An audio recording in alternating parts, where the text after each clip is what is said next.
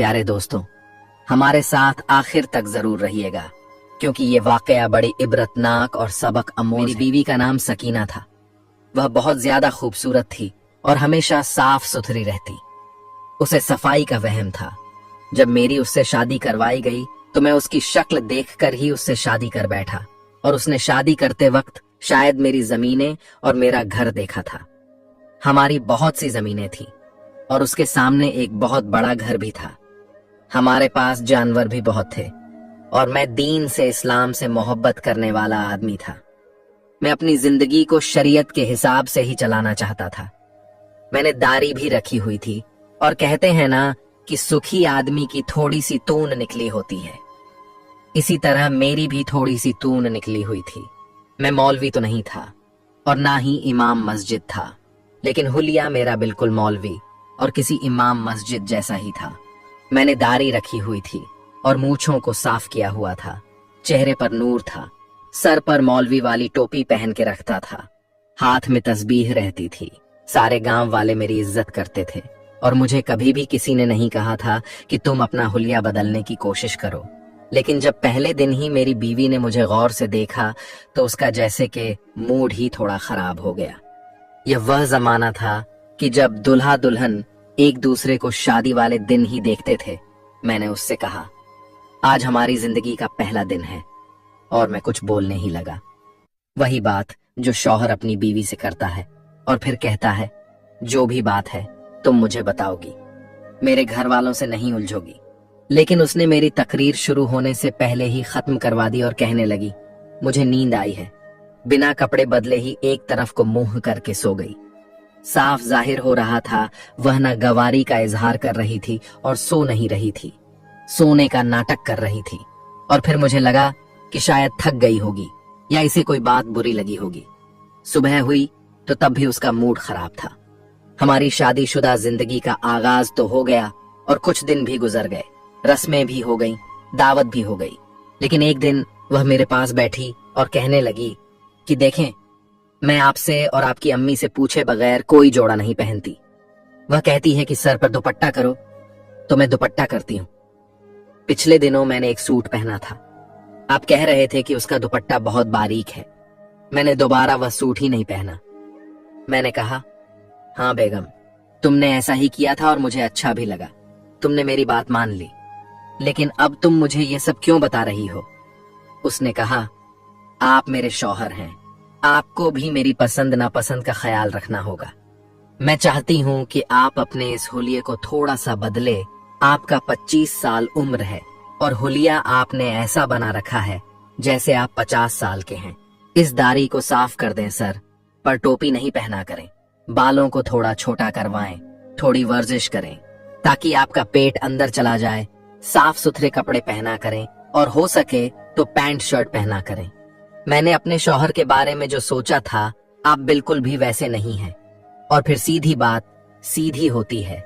जो शख्स आपकी आंखों को नहीं भाता वह आपके दिल में भी कभी नहीं उतर सकता, और जो आंखों को अच्छा ना लगे वह दिल को भी अच्छा नहीं लगता। अगर आप चाहते हैं कि मैं आपके साथ अच्छी तरीके से रहूं तो फिर आपको मेरे लिए अपने आप को थोड़ा सा बदलना पड़ेगा, और इसमें कोई हर्ज भी नहीं। जब मैंने उसकी यह बातें सुनी तो मैं तो हैरान रह गया कि यह क्या कहना चाहती है। अपना इस्लामी हुलिया बदल दूं, यहाँ तक कि अपनी दाढ़ी भी कटवा लूं। मैं जब 17 साल का था तो मैंने तब यह दाढ़ी रखी थी, और मैंने कसम खाकर दाढ़ी रखी थी कि फैशन के तौर पर नहीं रखी, खत बनवाया था और 2 रकत नफल भी पढ़े थे। दुआ की थी कि या अल्लाह, मुझे हमेशा इस सुन्नत पर कायम रहने की तौफीक अता फरमाना। और मेरी बीवी क्या कह रही थी, लेकिन मैं इस पर गुस्सा नहीं करना चाहता था। मैंने उसे आराम से यह बात समझा दी और कहा, नहीं, मैं ऐसा नहीं कर सकता और ऐसा हो ही नहीं सकता। वैसे भी तुम्हें मेरे हुलिये से क्या है? शौहर का हुलिया जैसा भी हो, शक्ल जैसी भी हो, अगर वह अपनी बीवी का ख्याल रखने वाला ना हो तो वह इस दुनिया का सबसे बदसूरत मर्द होता है। लेकिन अगर कोई शख्स सच में इस दुनिया का बदसूरत मर्द है और वह अपनी बीवी का ख्याल रखता है, इसका एहसास करता है, तो फिर उससे ज्यादा खूबसूरत मर्द और कोई नहीं हो सकता। तुम्हें इन बातों की आहिस्ता आहिस्ता समझ आएगी। मुझे पता है तुम्हारी उम्र मुझसे कम है और शायद तुमने शादी से पहले बहुत फिल्में ड्रामे देखे हैं। तुम्हारी सहेलियां भी थीं, तुम्हारा बड़ा खानदान है और कजन भी होंगी, ऐसी वैसी बातें होती होंगी, लेकिन वह सब बातें ही होती हैं। हकीकत का इन बातों के साथ कोई ताल्लुक नहीं होता। हकीकत को इसलिए हकीकत कहते हैं क्योंकि वह ख्वाब जैसी नहीं होती। पर मेरी बीवी तो मुझसे लड़ने लगी। उसने कहा, मुझे आपको देखकर बिल्कुल भी अच्छा नहीं लगता। मुझे ऐसा लगता है कि जैसे मेरे बाप की उम्र के किसी बंदे से मेरी शादी हो गई है। मुझे तो लगता है आपने उम्र के बारे में झूठ ही बोला है।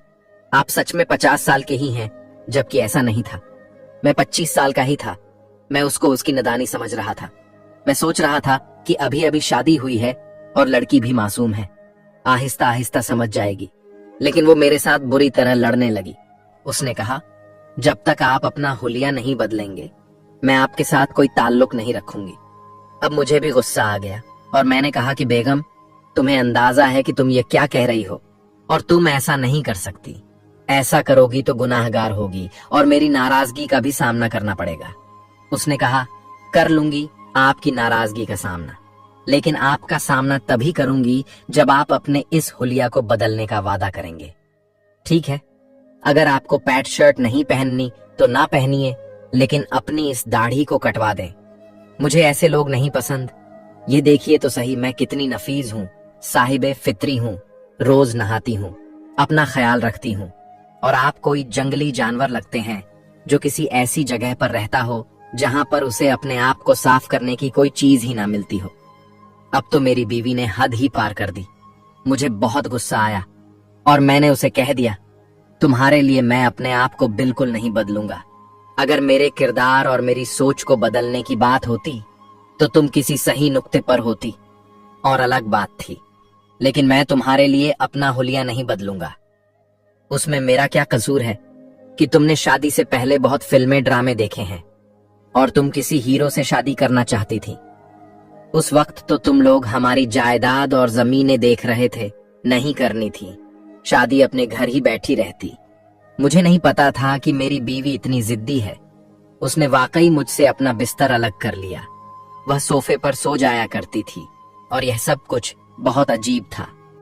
अगर किसी को पता चल जाता तो कहता कि मियाँ बीवी में क्या चल रहा है। मियाँ बीवी में झगड़ा होता है, झगड़े से तो शैतान बहुत खुश होता है, और वह रोज ही शैतान को खुश होने वाले बहाने दे रही थी।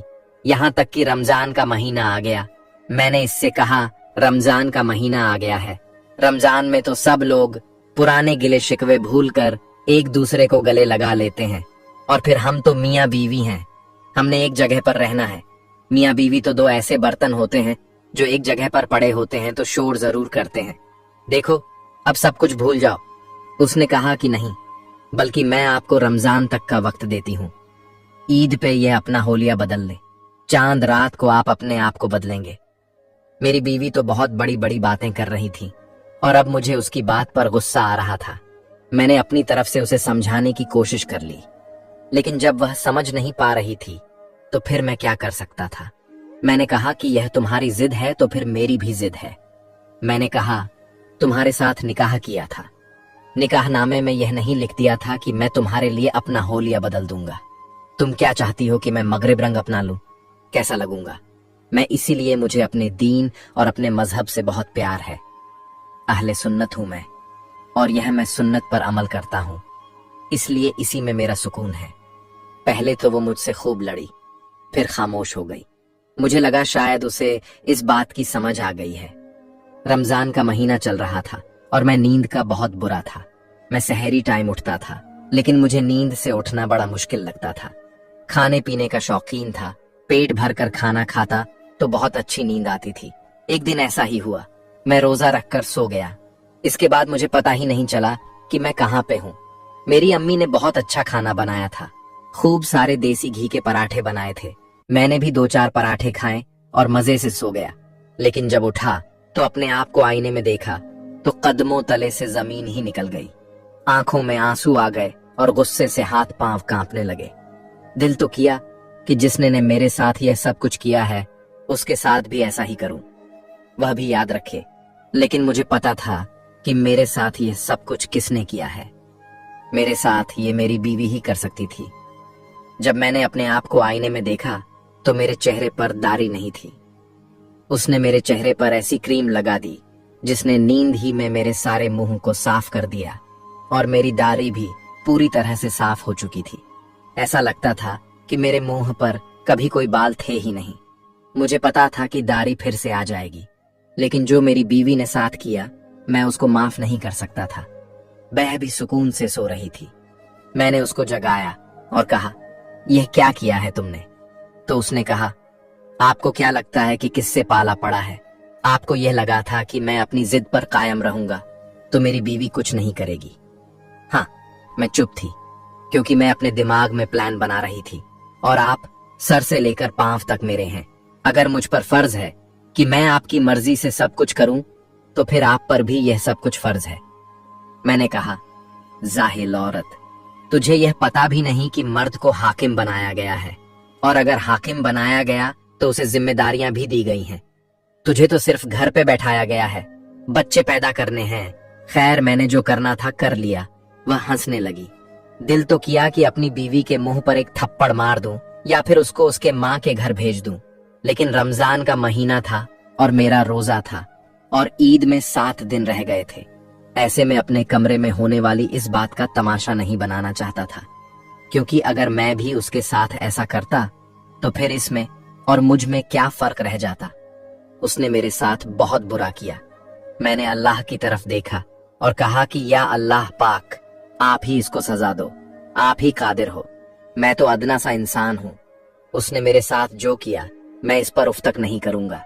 मैं सब्र करूंगा और आपसे ही अपने सब्र का फल मांगता हूँ।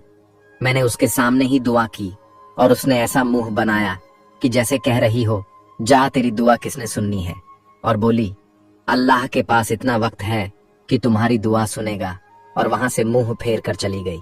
आखिर के रोजों थे, इसलिए मैं इत्काफ पर बैठ गया और मेरी अम्मी भी इत्काफ बैठ गई। मुझसे लोग पूछ रहे थे कि यह आपने क्या किया। मैंने झूठ बोल दिया। मुझे रोजे के साथ झूठ बोलना पड़ा था, पर अपनी बीवी का नाम भी तो नहीं ले सकता था। तो मैंने कहा वो नाई के पास गया था तो गलती से उसने मेरी दाढ़ी में कट लगा दिया, तो फिर मुझे पूरी साफ करवानी पड़ी, लेकिन कोई बात नहीं, दोबारा आ जाएगी। सबने कहा, हाँ ये बात तो है कि फिर से आ जाएगी, लेकिन आपके चेहरे पे बहुत अच्छी लगती थी, अब थोड़ा वक्त लग जाएगा। चांद रात को जब मैं वापस आया तो मेरी बीवी घर पर नहीं थी। मेरी अम्मी कहने लगी कि वह ईद शायद अपने घर गुजारने गई है, लेकिन बेटा ये बात तो गलत है ना, उसकी पहली ईद है। मैंने कहा कि उसको वहीं पर रहने दो, छोड़े, ईद वहीं पर गुजार लेगी, कुछ नहीं होता।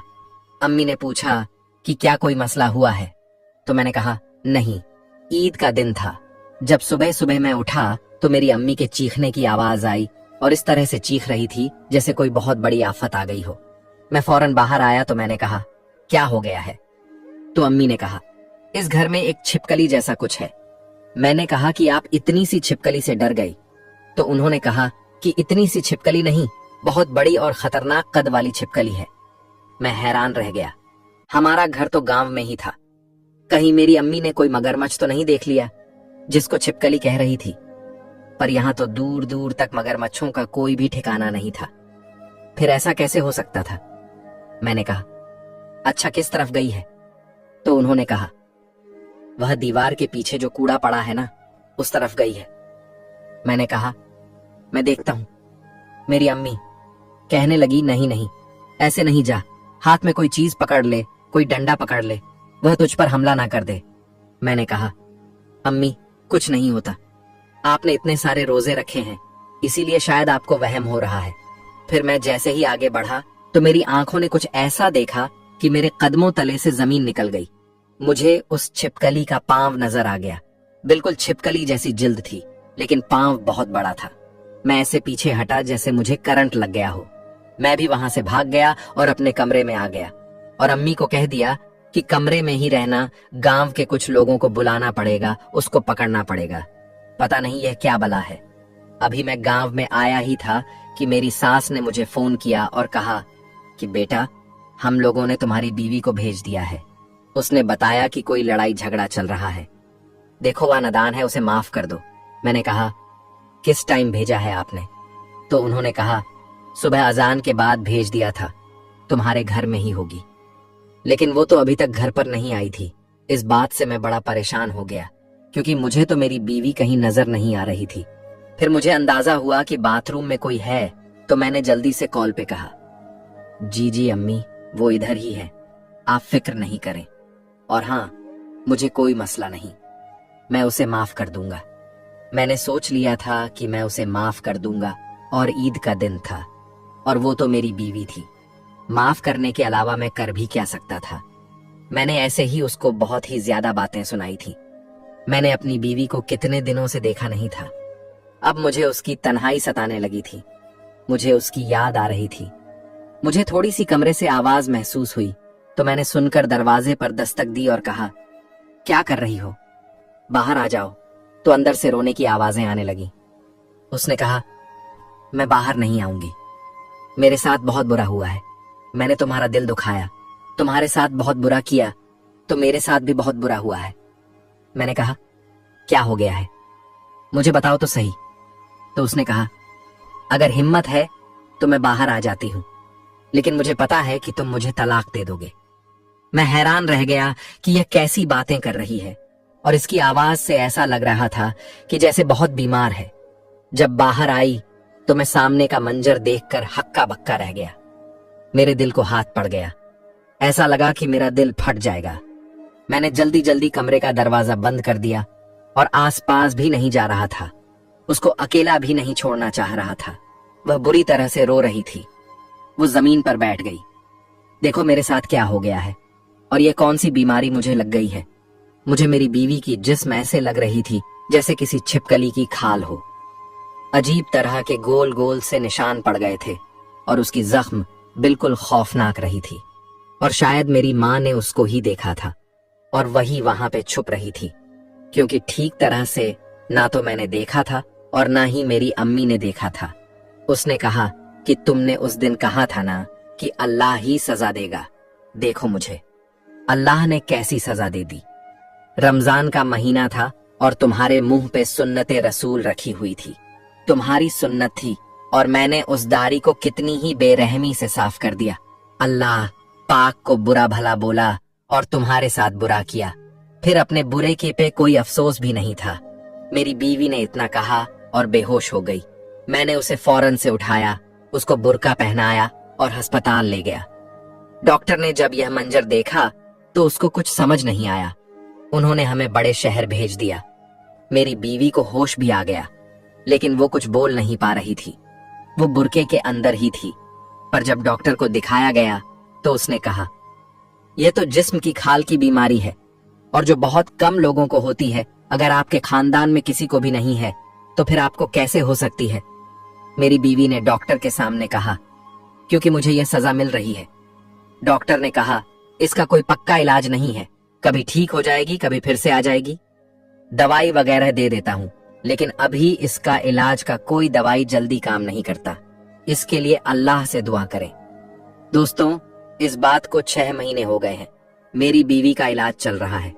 मेरी माँ के अलावा किसी को यह बात नहीं पता, क्योंकि हम उसे बहुत छुपा छुपा कर रखते हैं। मेरी माँ कहती है कि उसको छोड़ दो, लेकिन मैं उसे छोड़ना नहीं चाहता। वह दिन रात रोती है और अल्लाह से माफिया मांगती है। बार बार मेरे पांव पकड़ने की कोशिश करती है। मुझे उसे देखकर बहुत अफसोस होता है, और मैं खुद भी उसके लिए दुआ करता हूँ। आप लोग भी दुआ करें कि यह सब कुछ ठीक हो जाए। मेरी यह कहानी आप लोगों तक पहुंचाने का एक ही मकसद है कि आप लोग इससे सबक हासिल करें। कभी कभी कुदरत के सामने खिलवाड़ करना आपको बहुत महंगा पड़ सकता है। मेरी बीवी के साथ भी ऐसा ही हुआ। अब वह अल्लाह पाक से माफी भी मांगती है, और मुझे अब उम्मीद है कि अल्लाह उसे माफ कर देगा, क्योंकि अल्लाह अपने बंदों को माफ कर देता है। प्यारे दोस्तों, अगर आपको इस वाकया से इबरत हासिल हुआ है तो सबसे पहले अपने फैमिली, दोस्तों, रिश्तेदारों में वीडियो शेयर जरूर करें, क्योंकि उन्हें भी इबरत हासिल होगी। और चैनल को सब्सक्राइब करके कमेंट बॉक्स में अल्लाहू अकबर जरूर लिखिएगा। शुक्रिया।